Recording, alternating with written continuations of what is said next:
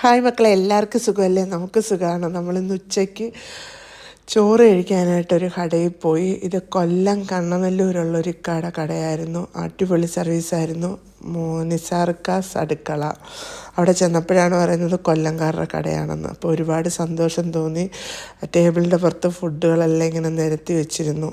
ചോറ്, സാമ്പാർ, പിന്നെന്ന് വെച്ചാൽ മീൻ ചാറ്, പുളിശ്ശേരി. അവിടെ നിന്ന് നമുക്ക് ഇലയിട്ടു, ഭക്ഷണങ്ങൾ വന്നു. ഞങ്ങൾ 5 പേരുണ്ടായിരുന്നു. എല്ലാവരും കൂടി ഇരുന്ന് കഴിച്ചു. അതിൽ 4 ചോറും 1 ബിരിയാണിയാണ് നമ്മൾ പറഞ്ഞത്. പിന്നെ 5 പേരും ഓരോ മത്തി വാങ്ങിച്ച്, ഞാനും ബിരിയാണിയുടെ കൂടെ ഒരു മത്തി കഴിച്ചു. പിന്നെ 2 അയില ഫ്രൈ. ഇത് ഇരിക്കുന്നത് വലിയ വറ്റമീൻ പൊള്ളിച്ചത്. എന്നിട്ട് അവരത് വറുത്തിട്ട് പിന്നെ അത് പൊള്ളിക്കുക ചെയ്തത്. നല്ല മസാലയും നല്ല ചൂടുമായിരുന്നു. പിന്നെ അതുപോലെ തന്നെ അയില ഉണ്ടായിരുന്നു കേട്ടോ. അയില ഒരു രക്ഷയില്ല, മുട്ടൻ അയിലയായിരുന്നു. എനിക്ക് തോന്നുന്നു ആദ്യമായിട്ടാണെന്ന് തോന്നുന്നു അത്ര വലിയ അയില കാണുന്നത്. അപ്പോൾ ഇവർ പറഞ്ഞു ഒരുവിധം എല്ലാ മീനുകളും ഒമാനിൽ ഉണ്ട്.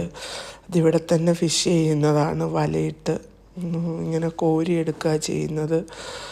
നെറ്റ് ഫിഷ് എന്തൊക്കെയോ അവർ പറഞ്ഞു, പിള്ളേർ അങ്ങനെ ചെയ്യുന്നത്. നല്ല ടേസ്റ്റായിരുന്നു, ഒരു രക്ഷയില്ലാത്ത. അങ്ങനെ ബീഫ് വന്ന്, അയില വന്ന്, എന്താ ടേസ്റ്റ്, പിച്ചുമ്പോൾ തന്നെ അറിയാം, നല്ല ടേസ്റ്റായിരുന്നു. കണ്ടമാനം എരിവ് അങ്ങനെയുള്ളതൊന്നുമില്ല. മീനിൻ്റെ ഫ്രഷ്നെസ് അതുപോലെ തന്നെ. എനിക്ക് തോന്നുന്നു നല്ല മീനായിരുന്നു, നല്ല. എന്നിട്ട് അതിൻ്റെ കൂട്ടത്തിൽ നമ്മളൊരു ബീഫും ചോറ് വാങ്ങിച്ച്, ഒരു കൂട്ടത്തിൽ ബീഫും വാങ്ങിച്ച്, മീൻ പൊള്ളിച്ചത് വാങ്ങിച്ച്. എന്നിട്ട് വരെ ഞാൻ മത്തി ഉണ്ടായിരുന്നു കേട്ടോ. നമ്മൾ പണ്ട് പറയുമല്ലോ ഒമാൻ മത്തിയെന്ന്.